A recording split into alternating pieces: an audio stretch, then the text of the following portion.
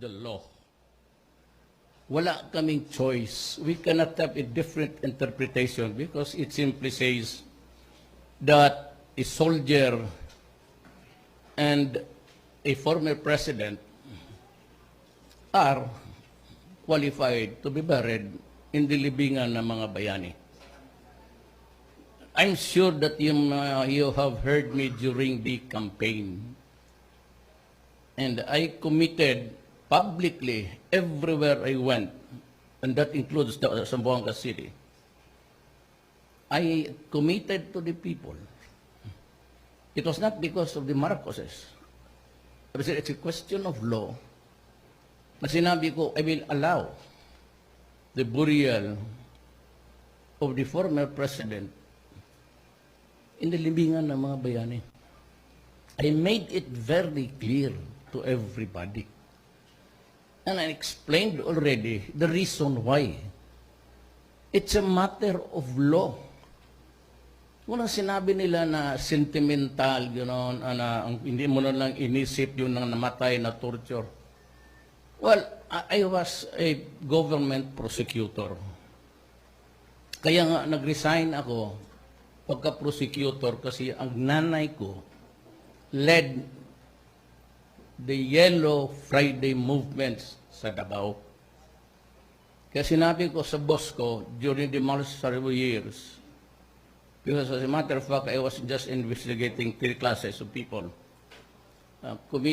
Crimes committed by the military, committed by the police, and committed by the rebels. Those were the 3 categories of crimes that hinahandle ko noon.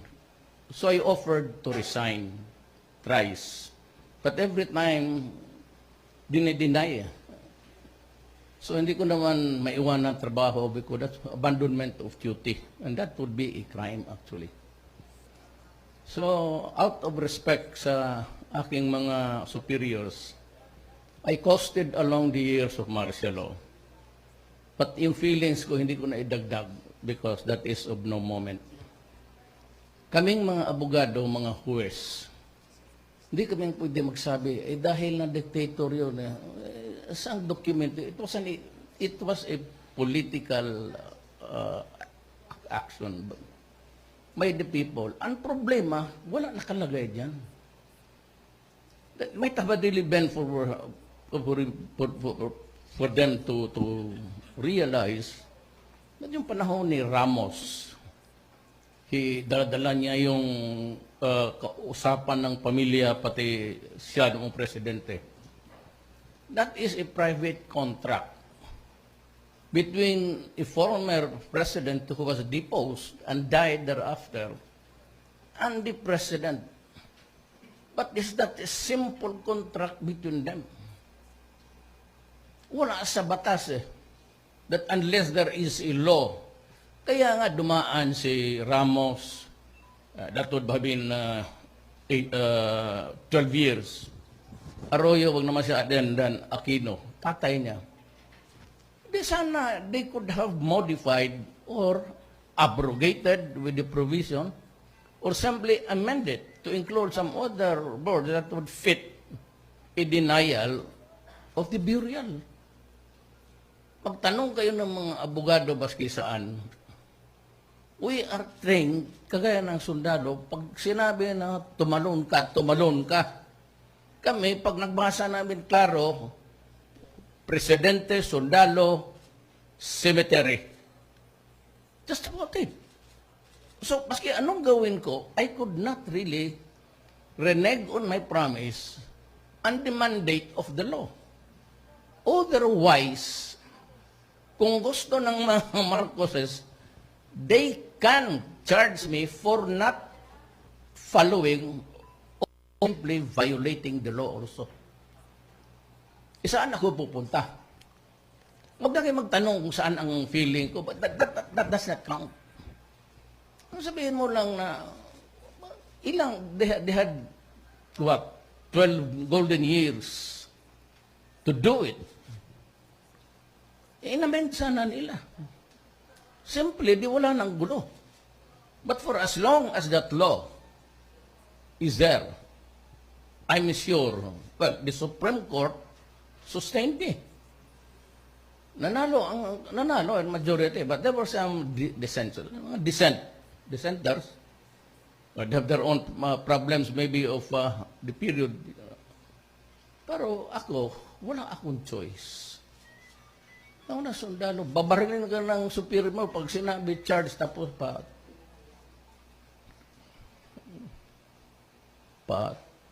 patakot-takot ka dyan, pakaward-kaward nga, ikaw pa yung mabaril ng mga kasama mo. Ako naman, either I do it, yan ang mahirap eh. Whether I decided in favor or against anybody dito ngayon. Ako I'm being, horrible president. Demokrasya yan. Walang magawa. Abogado ako. I am trained to follow simply the law. It was a simple matter of amending the law. And they had about, I said yung nanay, pati ang anak, that, 6, 6, 12 golden years to do it.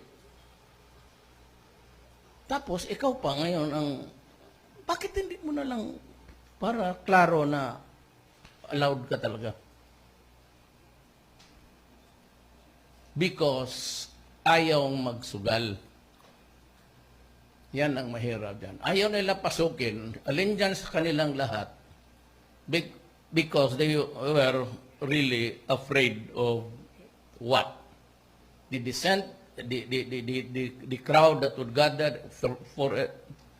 Alam mo, sa totoo lang, yung nakulong, but if you go up north, it's almost 98% of the all Ilocano-speaking regions. Naghihinakit yan.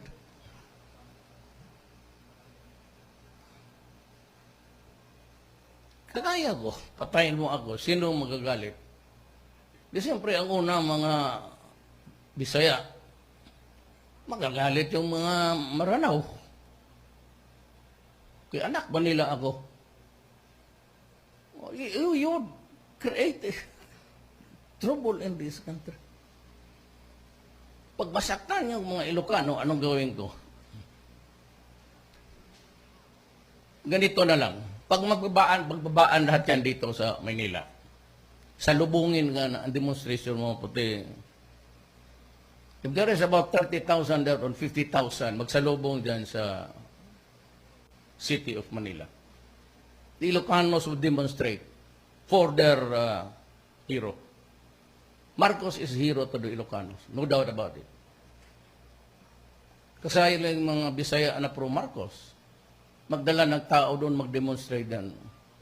Kung magsalubong lahat, can we control it? Can the military control it? No, of course, they cannot. Because I would not allow them to bring rifles. So it would only be the police. So what would happen? Yan ang kaya ang mamatay sa bugbugan o if anybody carries a gun. Ilagay mo ang ano eh. Hindi ako iniisip ko lahat.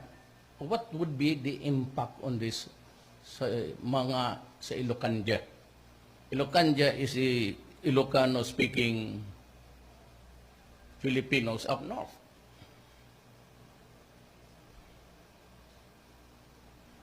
Yan ang problema. So, just go take about 3 questions. Yung ano lang, what's really the butt of the matter. The raging issues. I can take about 3. So, okay. Who's got the first? I'm Hader Glang, Mr. President, Zamboanga Today and World Bulletin. Mr. President, the Abu Sayyaf tentacles are continuously sprouting. Last time they kidnapped German, shot dead a woman, also German, and they abducted also the Vietnamese and there's still, remaining Indonesian and Malaysian hostages in Sulu. So I think this is your fourth time to visit this hospital, if I'm not wrong. What is your marching order, considering that we have this many foreign hostages? You know, I can be nasty. I mean, I can be a bad boy. But I'm talking about a nation. Kung mag-full blast ako dyan, invasion, padala ko talaga masundalo, pati bomba na, I can do it even now. I can call on the military, the armed forces of the Philippines, to go all out war and invade. Invade mo na lang ang Sulu. But I cannot do that because there will be huge losses, pati civilians, which is really what matters most, ang civilian. I can bomb the whole of, as a matter of fact, I can burn this, but what would it bring us? You kill about, what, 20,000 Tausugs. You wipe out the, pati sa bukid na. Pag may makita kang bahay, you blast it to kingdom come. Would it bring us peace if I use force? Just like the President of the Philippines, nakatali kami. That is why, maski sino ang makausap ko, Tausog, sabihin mo lang na nakikiusap ako. If they want to talk, I can go to them anywhere. I can go alone.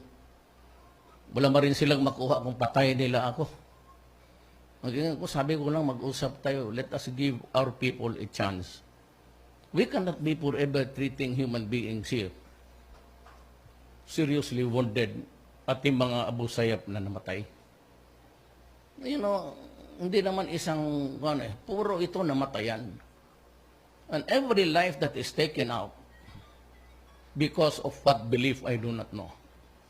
Ang problema lang is they are into extremism na hindi dapat gawin. Sa ibang bayan, okay yan.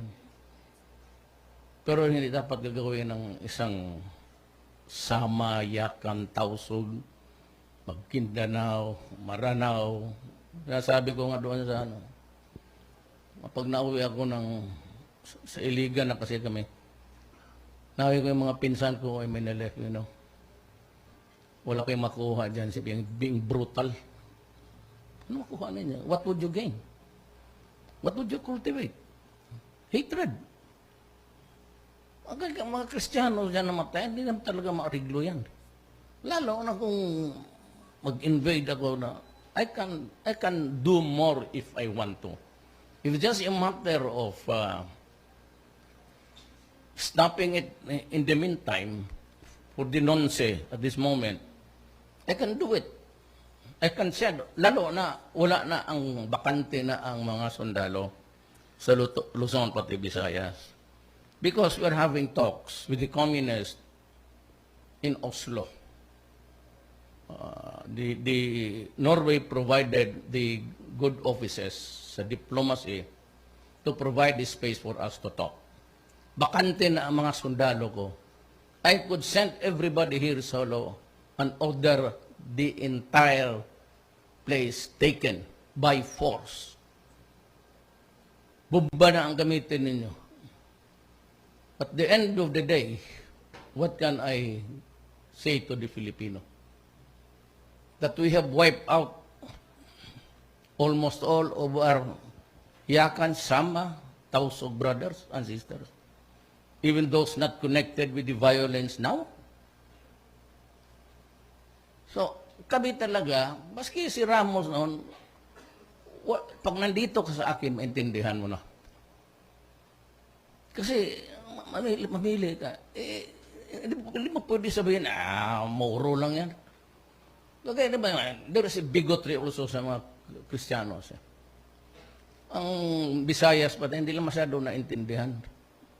Na ang mga Moro, mas nauna pa yan sa Kristiyanos.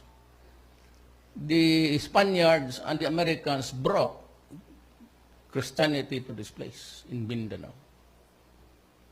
But we were all part of this Sri Visayas Empire before the Spaniards came.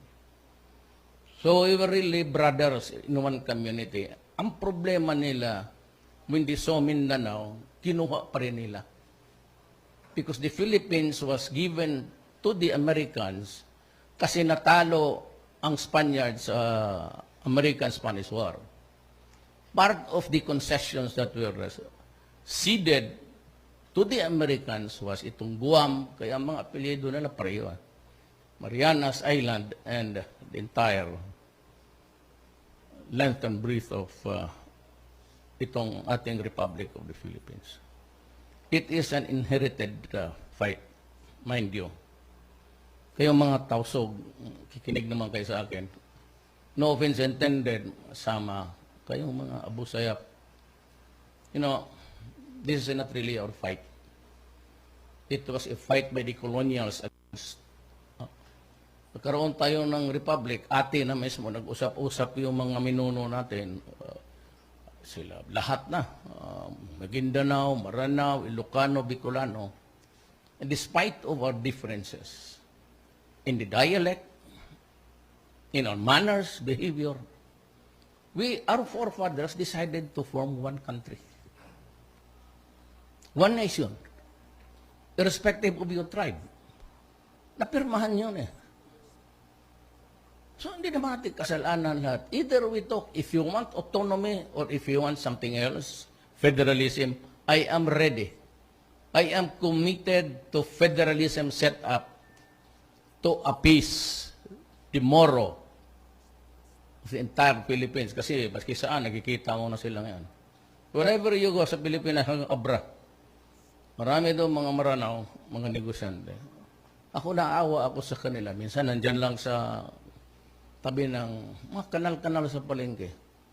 And yet, they thrive because they're really hardworking. But manood ako sa kanila, na doon na sa Visayas, pati Luzon, maawa ako sa kanila. How they have to sacrifice selling whatever their tamates, mga ano. So, they can, it tausog can go freely. I appointed 2,000 as ambassadors. Makilala nga. One is James Lau, from Hulo, dito. Another one si Alan Timbayan. He was my roommate. He was my roommate sa law school po kami. He is now the ambassador sa Qatar. He used to be the charge of affairs sa Riyadh. Nag-retire siya. James Lau campaigned for me here. Hindi pa siguro na-bypass at has to learn more. But he will be our ambassador to Brunei. Yeah, pinapoint ko na. Ewan ko kung lumusot na sa commission appointments. Ay, Alonto sa Maranao. And appointed sa Maguindanao. Sa mga board. Hindi ko kayo kinalimutan. So, why don't we just stop the killings, violence? Maybe we can talk. And temporarily, we can have a structure like the federal setup. In the meantime, let peace come in. Then we can improve the place. This time, ako na mismo ang magtingin na magkaroon ng ospital na maayos, lahat. Kasi nawawala. Kung tignan mo yung previous basilan, parang criss-cross na ang highway. Sa papel lang. I'm not trying to attribute anything to anybody. But over the years, ang basilan, ang Hulo. Kaya kung mayroon dito, ako na yung ospital, na pangako ko na itatayo ko talaga yung ospital. Yan ang una niyan dito. Ako na mismo, Office of the President. Basta anything about Mindanao, ako na. Ako na para sigurado talaga. Pati kung may magtrabaho dyan sa Basilan o sa, huwag man ninyong kidnapin, Sus Maria Josep. Makisran mo sa okay mayakan yan, di hayaan mo magtrabaho para naman dyan. Gira man kaya, hindi gira mo na. Pero if you can really stop it for a while we talk, pati mo say, I'm ready to talk to them. I'm ready to open the borders. Kasi yung may trade pa noon, almost the free trade, wala masyadong gulo dito because everybody was gainfully employed. After it was closed, because we were also losing on the side sa taxes, almost walang paso. But I am ready to give that concession actually. Minimal ang taxes, just for regulation, para dumaan ka lang. Huwag ka lang mag-smuggle ng bala, baresos. Sobra-sobra tayo niyan. I'm ready to talk about opening the borders down south. No problem. Dito naman sa those who want my yellow movement man on the 30th, I say still give the guarantee. You can freely demonstrate, say anything you want, anything at all. At saka may order ako, restricted ang armed forces, mga military sa kampo. Pulis lang ang magano. And they can demonstrate without a permit. Open public places. Huwag naman yung mga building. May nagtatrabaho. Open public places, no limit. Pag sabi mo, we want to demonstrate for 1 week, fine.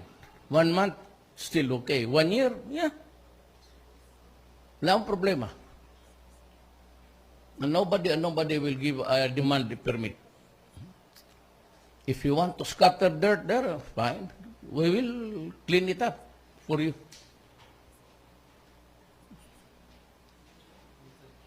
Sir, good afternoon po, sir. Cedric Castillo po from GMA7. Sir, hingan lang namin kayo ng pananaw po doon sa House probe on Ronnie Dayan yesterday. Some lawmakers are receiving flack. Sinasabi na medyo improper. VP Lenny said na bordering on harassment, I think is what she said, yung mga questions ng mga lawmakers, Mr. No, President. I'm looking at the sky, only there's a cover. Alam mo, I was once a congressman, 1998 to year 2000. So I'm sorry I cannot answer that because with in deference to our interparliamentary, I cannot criticize them. I cannot praise them.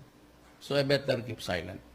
Let the judge, the people of the Republic of the Philippines, judge the event any way they want it.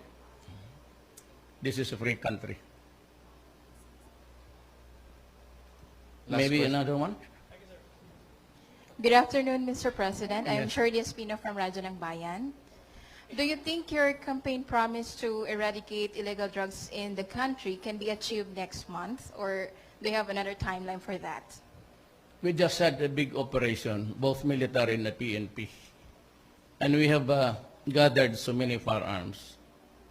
But same, I can bomb the whole of, pag makita ko yung bahay nila, I cannot do that because we cannot wage a war against our own people. So it has to be just a peace and order, punitive police action. It cannot be converted into something. Ako ang nag-declare ng war. So that's why they want to investigate me sa International Court of. Where can you find when you threaten rebels and mga drug lords, sabihin mo, you destroy them. Of course, you have to destroy them. I admit it, but it's not a crime to say that. Ito lang mga puti ang mahilig na. Kaya amo sila. Istorya mo lang rin yan. How can it be a crime to declare that if you destroy my country, I will kill you? If you destroy the youth of the land, I will kill you. That is a legitimate declaration. So do it at your own risk, ibig sabihin yung drugs. extrajudicial killing? I don't know. I never ordered one. So let us investigate. But until now, I could hardly find any, in the first place, there are so many police and naunahan tayo ng iba. Actually, we are in narco-politics. We have been, 3 elections ago. Ang narco-politics nandyan na. Dumating na sa mga governor, mayors, barangay captains, thousands of them, police nandyan. So, they are in the government, we are in narco-politics. Now, how do I solve it? Pag-aralan namin. Tanungin ko yung police, anong gawin natin dito? Tanungin ko armed process. Why? You are the guys that would maintain the integrity of the Republic of the Philippines. What do you intend to do? What can you suggest that we do? So pag-usapan na, it cannot last way beyond my term. Ang promise ko noon basic I will stop graft and corruption. And I'm really doing, I've demanded the resignation of the regulators. Tawag niya regulators, hindi mo yan sila parob-rob mo yan. They're just called regulators because how can you trust people who are corrupt na sila yung naghihiri ng magkano ang bayad mo dyan sa ilaw? So how can you have a government gano'n na, sino magbayad at tao? If they favor the rich, the owner of the power plants, diyan na mayayari ang tao. Because a hearing should be had before increases can be made.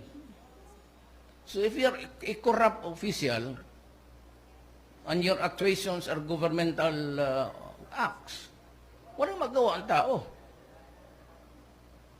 And if they decide to do it again and again, increase and increase, even if it is no longer justified, and that is what I mean, pagkakurap mo na sa gobyerno, kawawa talaga yung tao. So I will not allow it. Second, sabi ko, ang droga. Third is criminality. Malakas na naman ang kidnap o ransom kasi ang Shabu humina, walang immediate supply. Kayo, basta ako, sinabi ko sa lahat, I have ordered the security forces, when I mention security, police, pati Capgo na yan, pati lahat ng armed forces, to go after them. We cannot exist as a troubled land forever. Buti pa, kanya-kanya na lang tayo. So, Mindanao should decide to Republic of whatever. Kanya-kanya na lang tayo. We cannot be together, and if we cannot control crime and criminality, at pakainin mo lahat ng mga anak namin ng drugs, gira talaga yan. But in the end, we lose our union or unity. So, bye-bye, Philippines. Wala tayong magawa. Sabihin, wala ka palang gawin. Meron, but it has to be a decent one. Wala yung extrajudicial killing na sinasabi nila kasi ng balot torture yan So yung mga binalot tapos tinapon, remember that there were several police generals. At the start of my administration, even before, tingnan ninyo yung nangyari na a month before I became president. Puro na tumbahan. So yung first almost 2 months na order pa lang ako ng medyo intelligence gathering and sige na sila, they were cleansing already. Purging para to protect you and protect everybody. Ako wala man ako masabi ang mga kayo, extrajudicial, no? Sinabi ko hindi extrajudicial, destroy the operators and the apparatus. Hindi extrajudicial na balot-balutin, yung torture yan. Yan sinabi, sinong nasabihan mo? Padandahan yan. sinong opisyal ang torture? Sino nagpiyait sa amin? Bakit kami ang tinuro ninyo? Kasi mainit na yan. Nakita mo yung sabi ni pagbalik niya, alam niya, wala pa ako pag-assume ko marami ng patayan. Sabi niya, naglilinisan na. Tama siya. Hindi amin yun. Bakit magbalot yan? Bakit magbalot ng pat? Crazy, you're wasting your time. Isang putok lang yan sa ulo. Why do you have to? Ano ka, nag-produce ka ng mami? Kita, it indicates sa'yo. Why would the police, mga gano'n na, i-plaster mo pa, pagustusin mo pa ako? Pag-liquidate niya, isang katupak na plaster to tape, ano ginawa ninyo? Last question, please.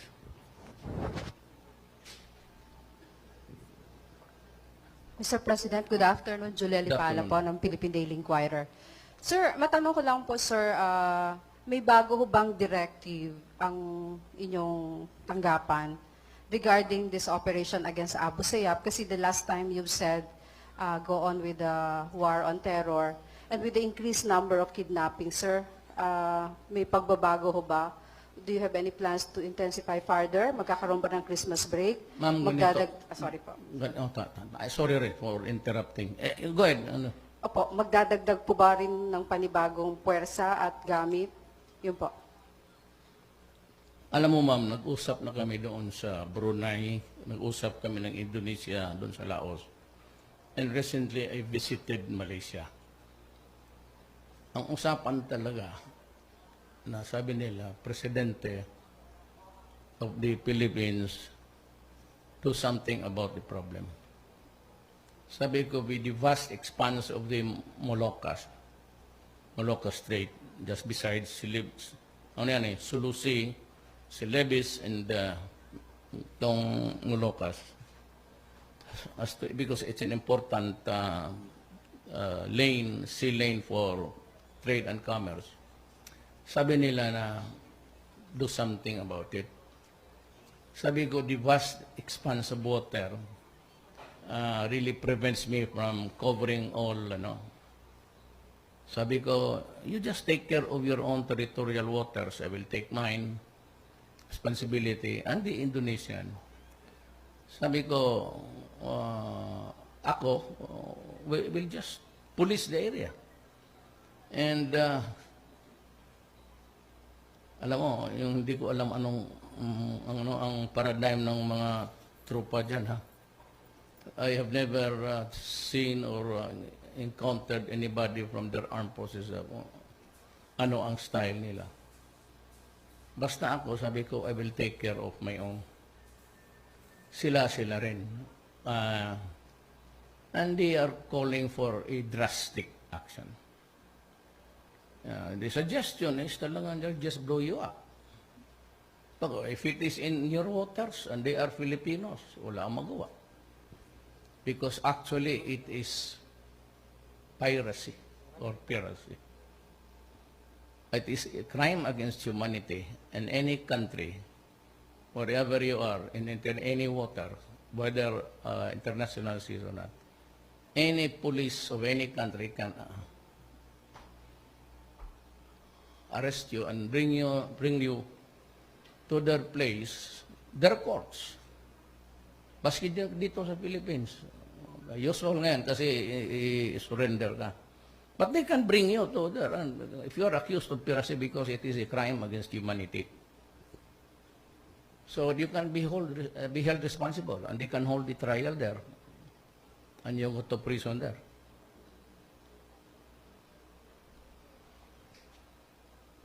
Okay? Everybody satisfied? Ma'am, meron ka pa? Kasi partida kita. Okay na? Yes, Mr. President. Yung, okay ba ang demonstration sa Manila?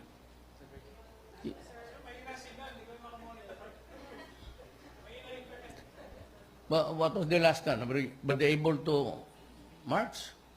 I think mostly parang millennials po, mga college students yata yung mostly nag-gather at the moment, sir. So I share their right. I said, I may disagree by what you say, but I will defend your right to say it. That's Disraeli of those are borrowed terms. Words. Salamat po. Thank you, Mr. President, and good afternoon to everyone.